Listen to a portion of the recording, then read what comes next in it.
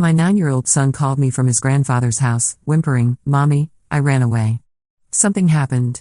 I rushed over to find him shivering with a long gash on his forehead. "Angel, who did this?" I asked softly. He looked at me, terrified, and whispered, "Mommy. It was Daddy. He said you would abandon me if I told you that." I immediately called the police when I saw his back. My name is Sarah Martinez, and I never thought I'd be writing this story. But after everything that's happened, I need people to understand that sometimes the justice system isn't enough. Sometimes, you have to take matters into your own hands. It started on a Tuesday evening in March. I was finishing up my shift at the hospital where I work as a pediatric nurse when my phone rang. The caller ID showed my ex-father-in-law's number, which was strange because Harold never called me directly. We'd maintained a civil relationship since my divorce from his son Marcus 2 years ago, but we weren't exactly close. "Hello?"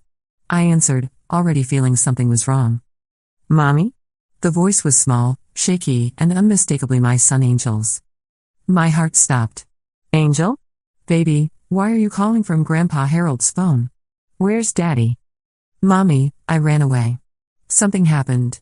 His voice broke into sobs, and I could hear him trying to muffle the sound. I was already grabbing my keys, racing toward the parking garage. "Stay right there, sweetheart. I'm coming to get you right now. Don't move, okay?" The drive to Harold's house normally took 20 minutes. I made it in 12, running 3 red lights and praying no cops were around. My mind was racing with possibilities, none of them good. Marcus had been acting strange lately during our custody exchanges, more aggressive than usual, but I'd attributed it to stress from his new job. When I pulled into Harold's driveway, I saw my 9-year-old son sitting on the porch steps, his small frame hunched over. Even from a distance, I could see something was terribly wrong. As I got closer, my breath caught in my throat. There was a long, angry gash across his forehead, still bleeding slightly, and his clothes were torn and dirty. "Angel." I rushed to him, dropping to my knees and pulling him into my arms. He was shivering despite the mild spring evening. "Angel, who did this to you?" He looked up at me with those big brown eyes that had always been so full of life and mischief, but now they were filled with terror. "Mommy. It was Daddy.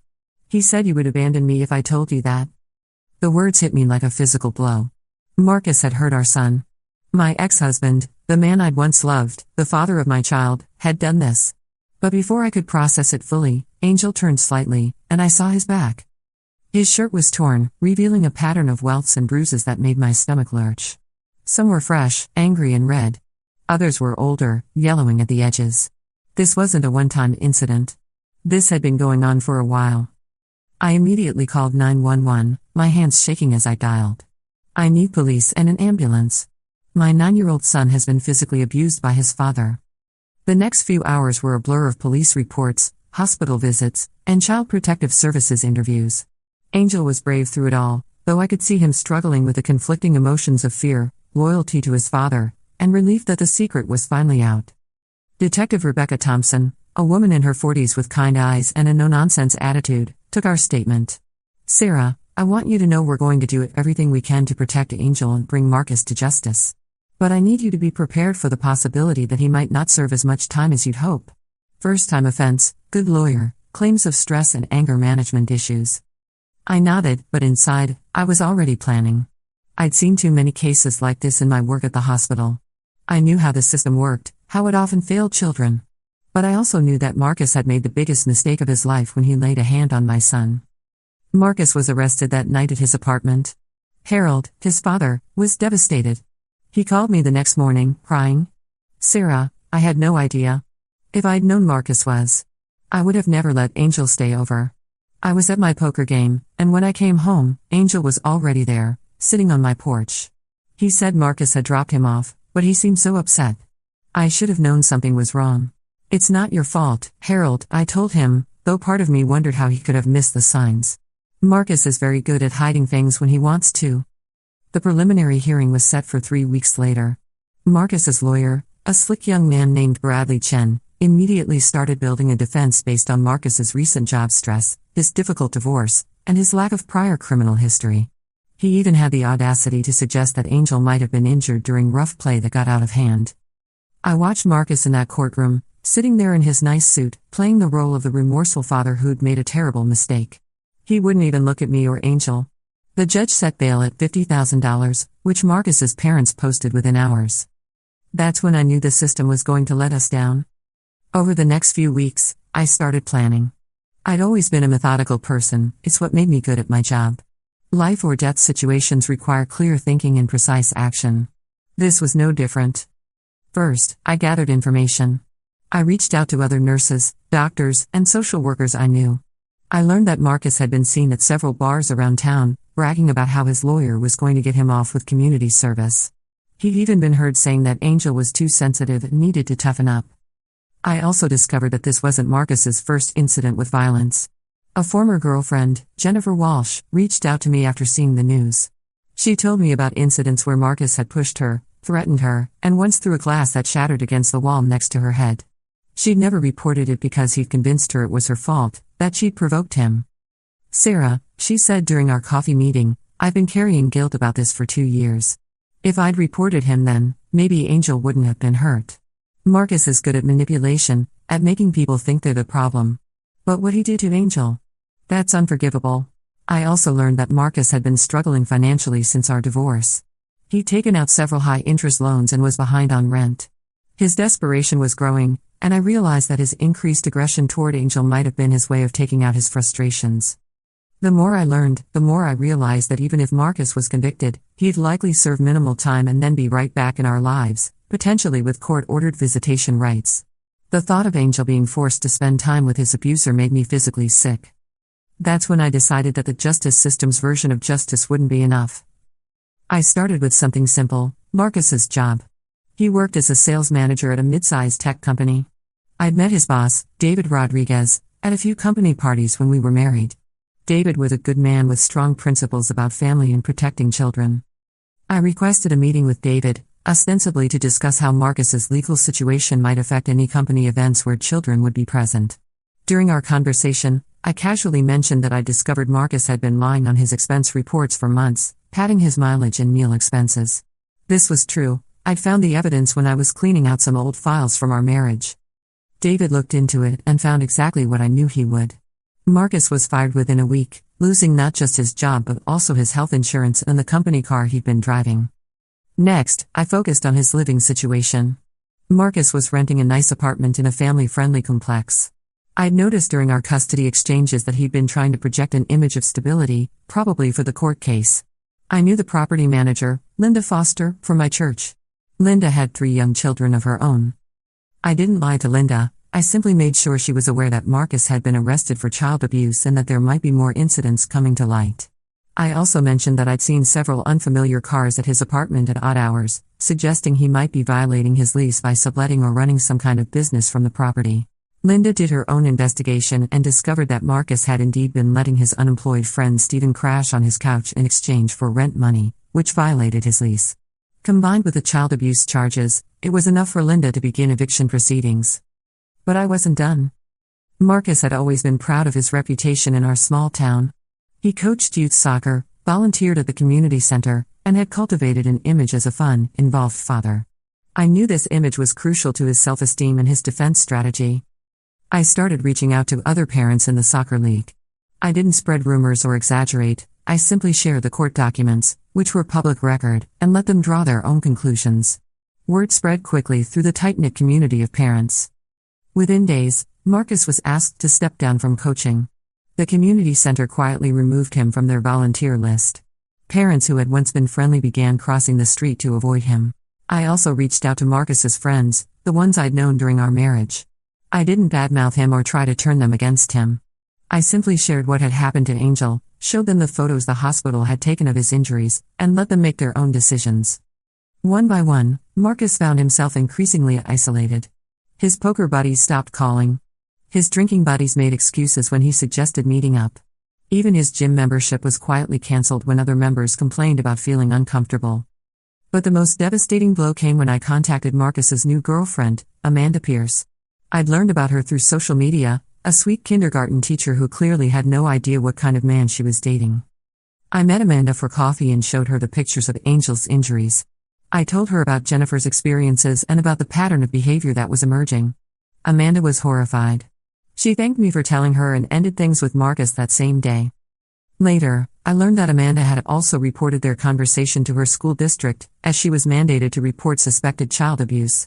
This created another paper trail that would follow Marcus for years. As the court date approached, Marcus's world had completely collapsed.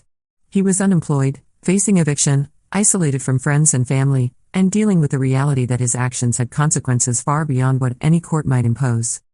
His lawyer tried to argue that Marcus was being unfairly persecuted, that the community was engaging in vigilante justice. But the prosecutor, Maria Santos, had a different perspective. "Your Honor," she said during the sentencing hearing, "the defendant's current situation is not the result of vigilantism. It's the natural consequence of his choices and actions. When you harm a child, when you betray the trust of everyone around you, there are social consequences as well as legal ones. The community has simply chosen not to associate with someone who would hurt a 9-year-old child." Marcus was sentenced to 18 months in prison, followed by 3 years of supervised probation, mandatory anger management and parenting classes, and supervised visitation with Angel only after completion of his full sentence and psychological evaluation. It wasn't as much as I'd hoped for, but combined with everything else that had happened, it felt like justice. The real victory, though, was seeing Angel begin to heal. With Marcus out of our lives and in prison, Angel started therapy with Dr. Patricia Williams, a child psychologist who specialized in trauma recovery. Slowly, my happy, mischievous little boy began to emerge again. "Mommy," he said to me one evening about 6 months after Marcus's sentencing, "I'm glad I told you what Daddy did. Even though I was scared, you didn't abandon me. You protected me." Those words made everything I'd done worth it. Harold, Marcus's father, maintained a relationship with Angel and me. He'd been horrified by what his son had done and was committed to making amends. He testified at Marcus's trial about the changes he'd noticed in Angel during visits and his regret for not recognizing the signs sooner. "Sarah," he told me after the trial, "I failed Angel by not protecting him from my son. I can't undo that, but I can make sure Marcus gets the help he needs and that Angel knows he has family who will always put his safety first." Jennifer, Marcus's ex-girlfriend, also found some closure in seeing Marcus face consequences for his actions. She started volunteering with a domestic violence organization, helping other women recognize the signs of abuse. 2 years later, as I'm writing this, Angel is thriving. He's back to playing soccer, with a different league, of course, excelling in school, and slowly learning to trust again. He still has nightmares sometimes, and he's still in therapy, but he's healing. Marcus completed his prison sentence and is now living in a different state with his parents, working at Harold's small business while he tries to rebuild his life. He's completed his court-mandated programs and has requested supervised visitation with Angel. Angel, now 11 and much wiser than he should be, has said he's not ready to see his father yet. Dr. Williams agrees that Angel should be allowed to set the pace of any potential reconciliation. As for me, I've learned that sometimes justice isn't about what happens in a courtroom. Sometimes it's about ensuring that actions have consequences, that abusers don't get to maintain the comfortable lives they built while hurting others, and that children are protected by any means necessary. I don't regret what I did. Every action I took was based on truth. I never lied, never fabricated evidence, never broke any laws. I simply ensured that the people in Marcus's life knew who he really was, not the carefully constructed image he wanted them to see. Some people might call it revenge. I call it accountability. Marcus made choices that hurt an innocent child, my child, and I made sure those choices had lasting consequences beyond what the court system provided. Angel is safe now. He knows his mother will always protect him, no matter what it takes. And Marcus has learned that some betrayals of trust come with a price that extends far beyond legal penalties. That's justice enough for me. But the story doesn't end there.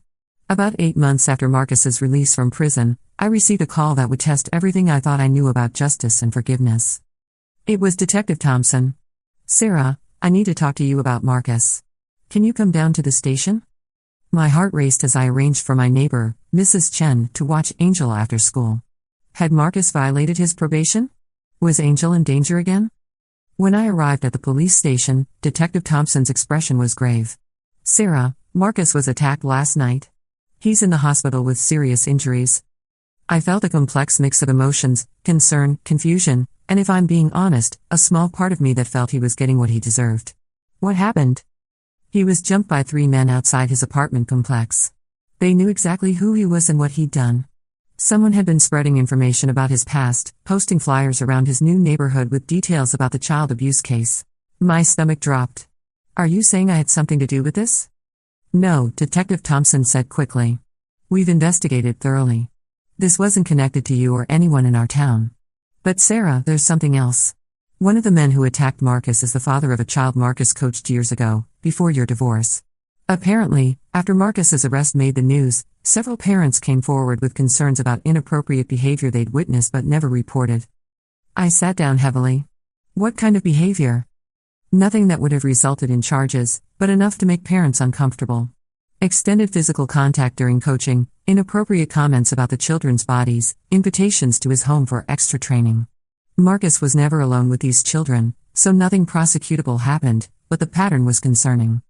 Detective Thompson continued, the father who organized the attack, Robert Kim, believed Marcus had groomed his daughter. His rage had been building for months after he learned about Angel's abuse case.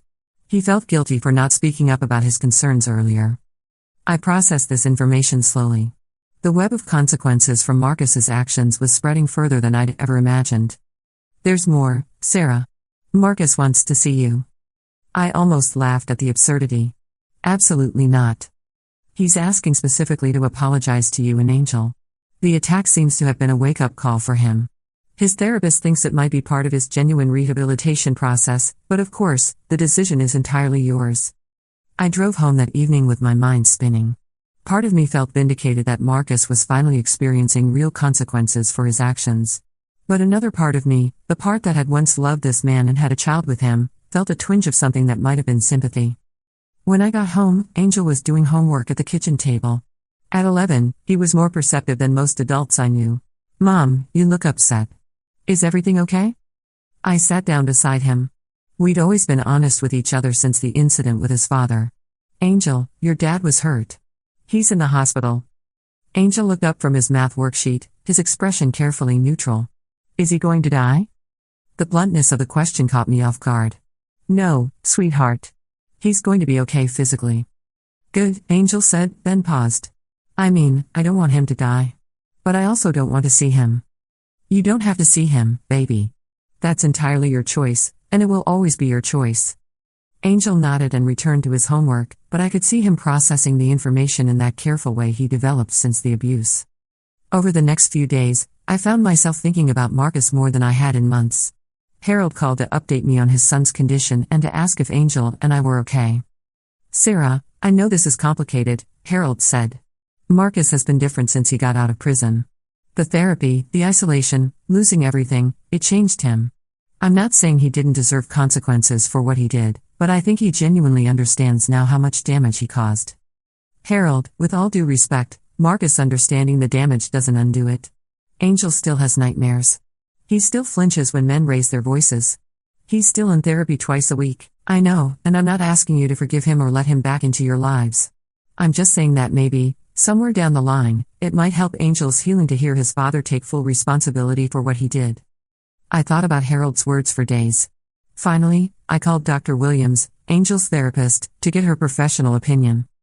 Sarah, this is ultimately your decision, but I can tell you that in some cases, a genuine apology from an abuser can be helpful for a victim's healing process. The key word is genuine. If Marcus is truly taking responsibility without making excuses or asking for forgiveness, it might give Angel a sense of closure. And if it's not genuine? Then it could be re-traumatizing. That's why, if you decide to do this, it would need to be very carefully controlled.